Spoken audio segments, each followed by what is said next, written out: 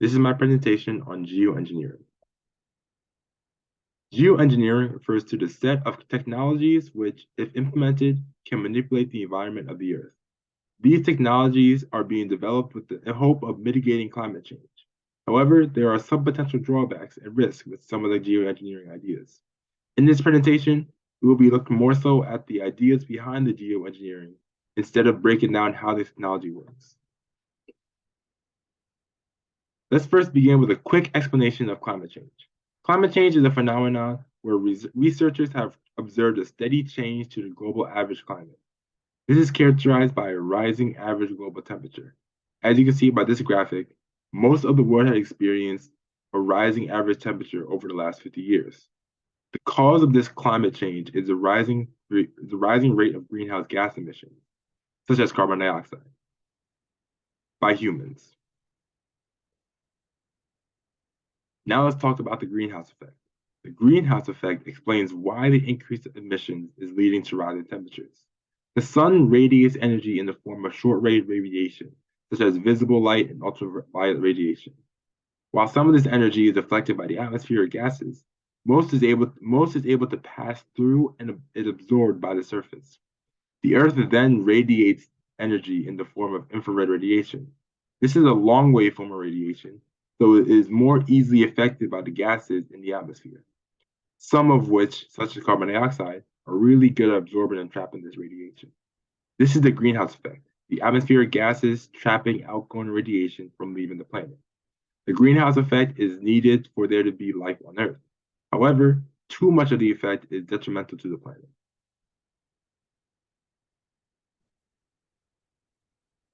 Geoengineering attempts to solve the problems created by the overly potent greenhouse effect. Geoengineering can be broken up into two general ideas. Each idea has different technologies and ways to implement them, but we're just focusing on the general idea. The first idea is carbon geoengineering. This seeks to remove carbon dioxide from the atmosphere. This will help to weaken the greenhouse effect, which addresses the root cause of climate change. The second idea is solar geoengineering.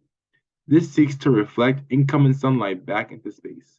This works to decrease the energy that reaches the Earth, which in turn reduces the energy the Earth can radiate out, which reduces the energy greenhouse gases can absorb. The most popular way of doing this, also the most controversial, is by dumping chemicals such as sulfur into the upper atmosphere. Carbon geoengineering is very popular and is currently being pushed more and more.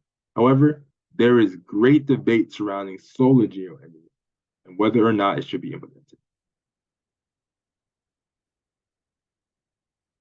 There are several arguments in favor of solar geoengineering.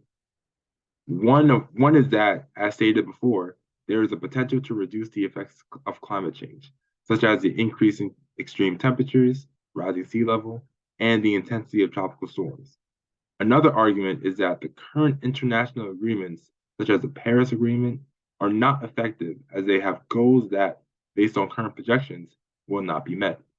Another argument is that this will only be a temporary solution until we achieve a way to decarbonize the atmosphere. It can also be used to mitigate sudden climate hazards. There are also several arguments against solar geoengineering.